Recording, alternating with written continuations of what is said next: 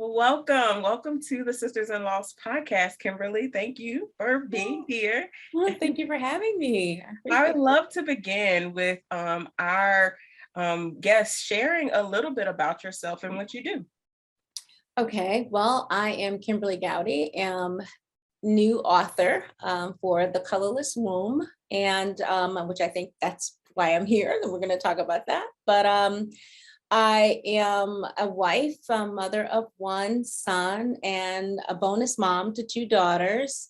I work in the insurance industry. I'm an insurance professional, and I love reading. And I have a mother of this little boy who just ran into the room, thank God.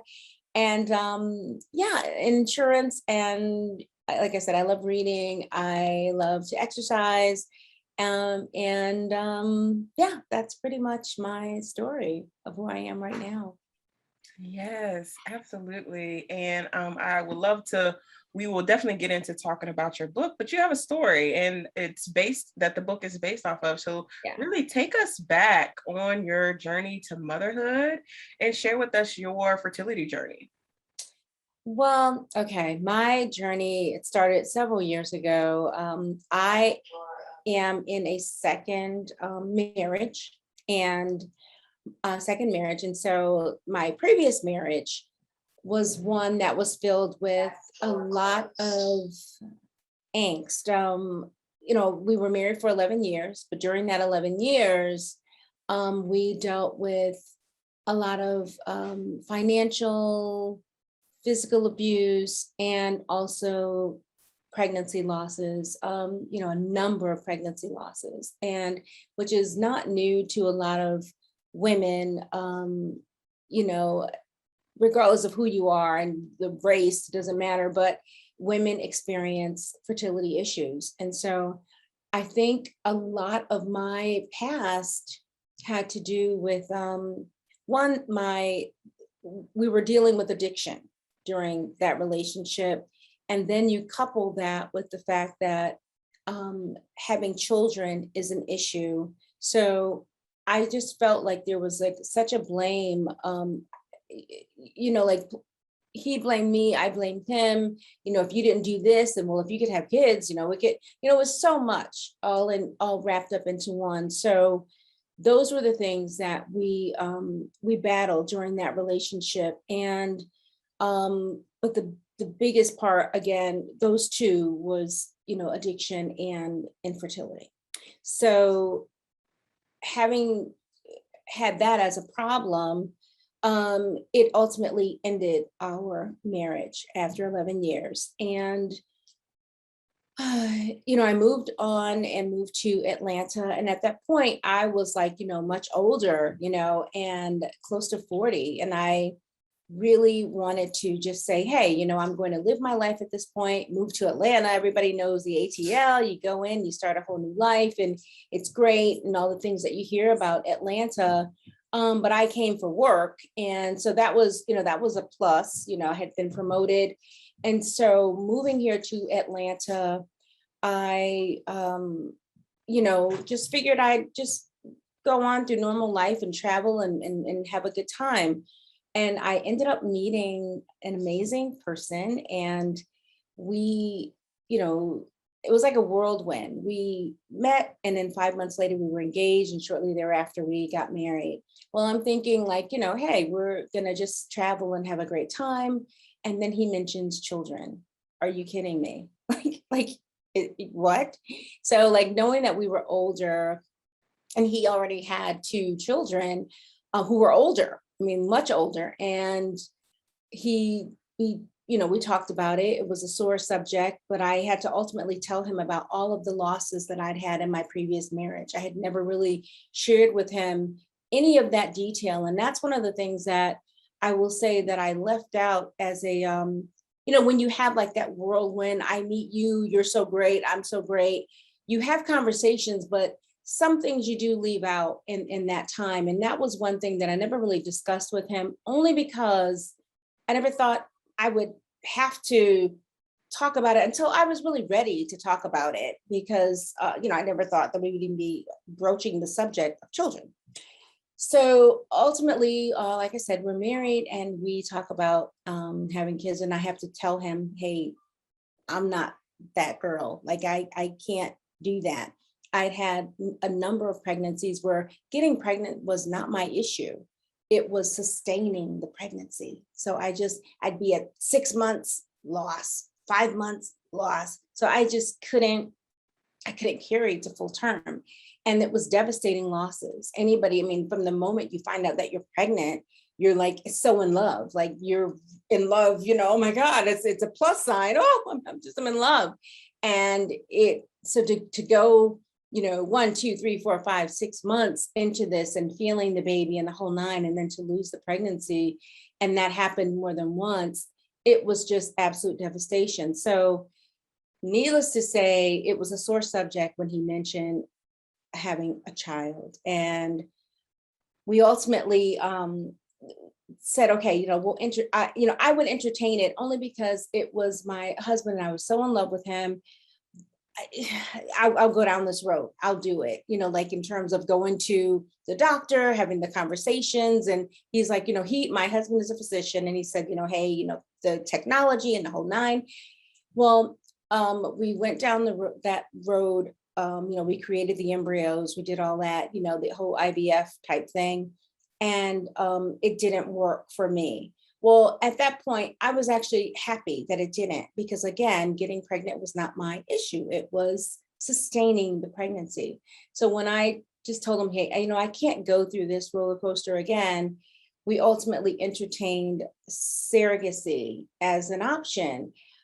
He entertained it, and that was, only after we had conversations with an attorney. And so he really wanted to go down that road. It took me a minute, a very long minute, before I wanted to do that, because when you think of going to that extent, you think, okay, I am an absolute failure. Like I have just admitted to the entire world that, hey, I cannot have children. This is it, at that point. And you just really feel like you just feel like you're letting people down. Something that any woman you think is like, that's why I'm here. Like I'm supposed to be able to do this if I want, because not everyone wants children, but if I want children, I should just be able to do it. And it didn't happen for me that way, which was very hurtful. But it took me a while before I decided, okay, I'll at least entertain it. Well, once I did, I instinctively wanted to have a person who, I just naturally, I gravitated towards someone who looked like me, like meaning an African-American female, like, that's, culturally, socially, that's who I would gravitate towards, with something so personal, something so intimate. And so after, we went through this process with the first person, didn't work. Second person, it didn't work again. And this is over time, because it's not like you just go 1, 2, 3. It takes a lot of time in between each of these processes to go from the first person. There's the mental exams, the physical exams, the background checks, the legal status. You have to go through all of that. And on top of that, looking for the person, because I didn't choose an agency. I went through this alone, searching on my own. So the first person didn't work, second person didn't work, third person still didn't work. And so we ultimately gave up and said, we're done. This is it.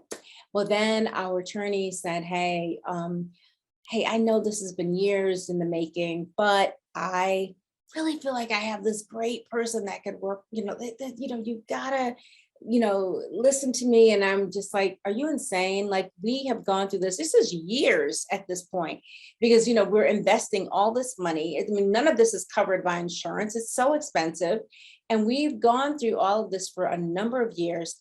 And then finally, she tells me about this woman, and her name is Heidi. And I'm saying, okay, like, how many sisters are named Heidi, which is not many with Heidi. So I said, like, okay, I really don't want to do this, but she's really convinced, and my husband's all in because again, he was the one who really, really wanted this much more than I did. So she ultimately told me that, who Heidi was and that she was white. And, so I said, okay. My husband convinced me to say, hey, let's just at least meet her. If it doesn't work out, like we don't have to move forward, let's at least just meet her. But when I did meet her, when I walked through the door, she was there with her husband. Both our husbands share the same name. It was just, it was an amazing meeting. It was as if she was my sister. She was there and she wanted to help me. And it's the journey that I went through with her, and to ultimately give me the most amazing person in my life, which is my son. And so that's pretty much my story in a nutshell. Yes, I love that. And I love how, your husband kept persevering. Your Yeah. husband and your lawyer was like, oh no, we're gonna keep looking, we're gonna keep searching, Yeah. and until we find someone that will be able to connect with us. And you found that connection. So how was the journey through the pregnancy with the surrogate? Was it open? Were you able to go to appointments? How was that process? Yeah, I attended every appointment. It was good. Eh, it was goodish because I'll say that there were times when you have a surrogate, and because it's few and far between, in all honesty, and you know when I would attend some of the visits, I write about this in my book, that there were times when I felt invisible during the office visits because everything would be directed towards the surrogate, and as if I am, it's almost like when dads say, you know what, hey, I'll go to the visit, that's fine. But really everything, the mom, she's getting center attention, she's the center of attention, of course. And the questions are towards her, but it's her child. At least you can say, like, she's carrying her child. In this case, it was my precious cargo, if you will, and someone else was carrying my child, but I still had a lot of skin in the game because, again, it's my child. But it was just as if I were dismissed. And hey, do you want to hear the heartbeat, Heidi? Do you, oh, Heidi, oh, if I said, hey, like, can we just hear it again? Heidi, is that okay with you? Like, it's my child. And if I want to hear his heartbeat, have, like, at least have the compassion to know that, hey, I'm already having to realize that, I am broken, if you will. At least give me that much, to say, hey, I have some say in this situation. And so those were some of the issues that I encountered during the journey with Heidi. Yes, and let's talk about your book, because I know that you share more details about your journey through your other losses as well as through I the do. Surrogacy journey. So tell us, like, what was the inspiration for writing this book now, and all about the book and the details and where we can find it and all that. Okay.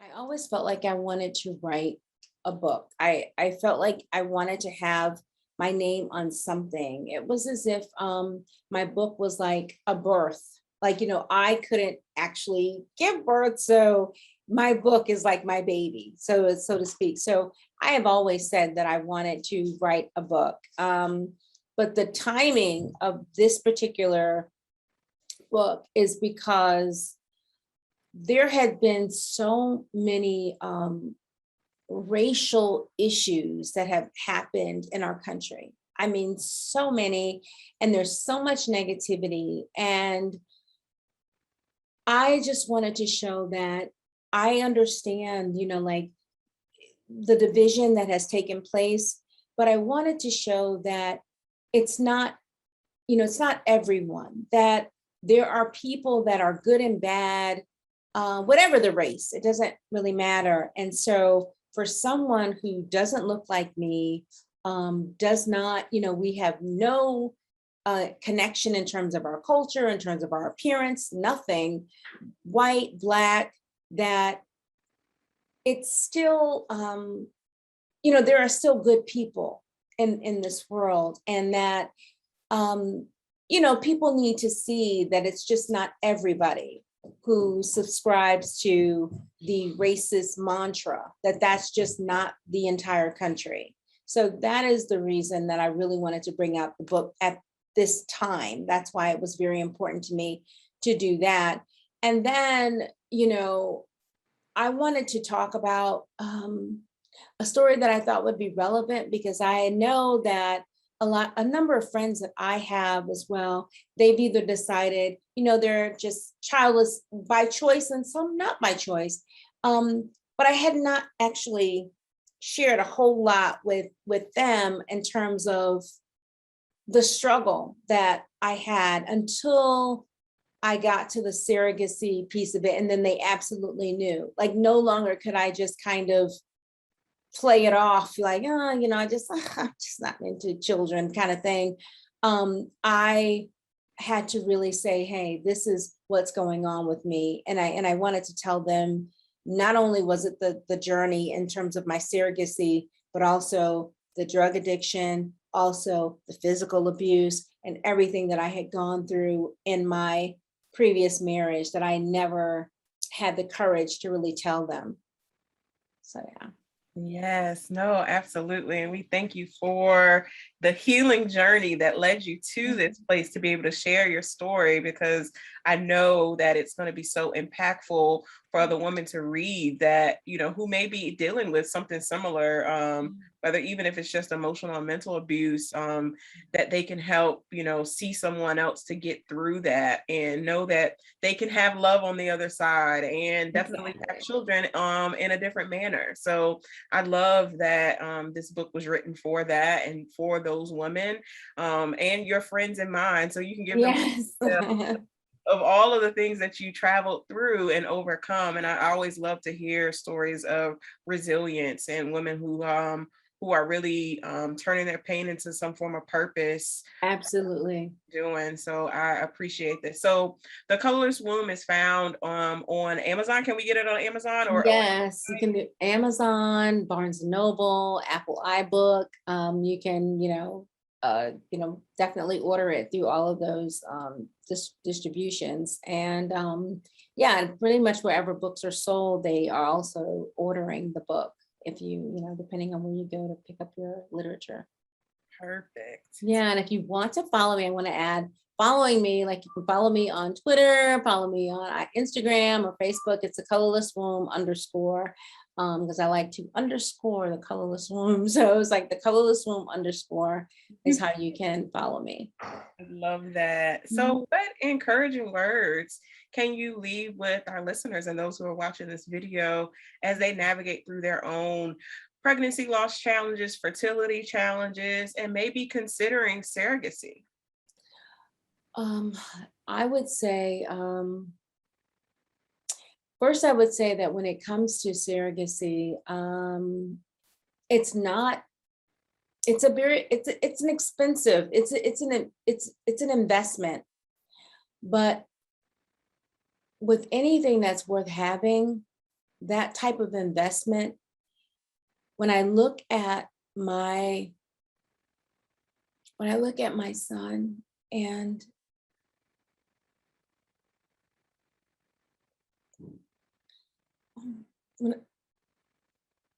when I look at my son and how much joy he has brought to my life, he can be like, all over the place, and he can be, what kid isn't?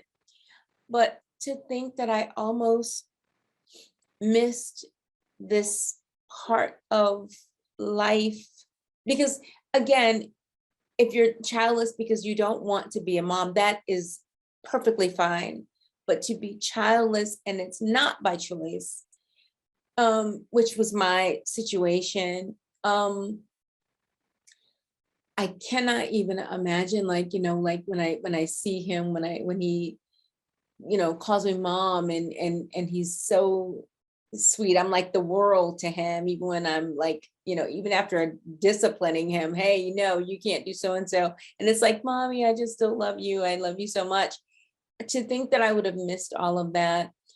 There was like no amount of money that I can't even, the benefit that you get is just, it's priceless.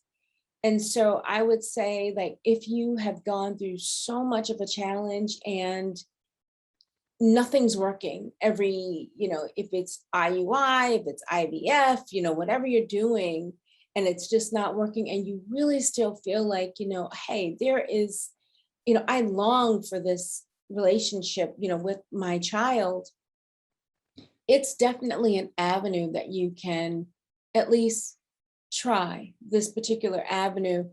The benefit of it, I remember one of the things that I said to my husband when I said, I just don't want to do this because it just seems like I'm such a failure. And he's like, is it that you want to be a mom, or is it that you want to say that you carried the child? Like, what matters to you? And I remember he said that to me, and I was so irritated, but I did want to be a mom. And so wanting to be a mom, it outweighed, the fact that I couldn't do it the old fashioned way. So, the normal way, I guess we'll say. But yeah, I would say just continue look at it as an option.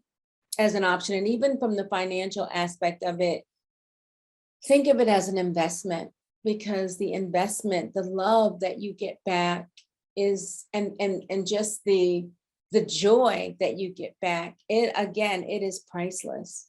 It absolutely is. Perfect. I love it. Love the thought process of thinking of it as an investment. And I think that a lot of us don't think of it that way because we see other people do it the natural way, which is not, no cost associated with it. So when we have to invest in ourselves and invest in our future, we don't think of it as that way. And I love the thought process of that. Think of it as an investment and know that the end goal is just to become a mom. And I love that advice.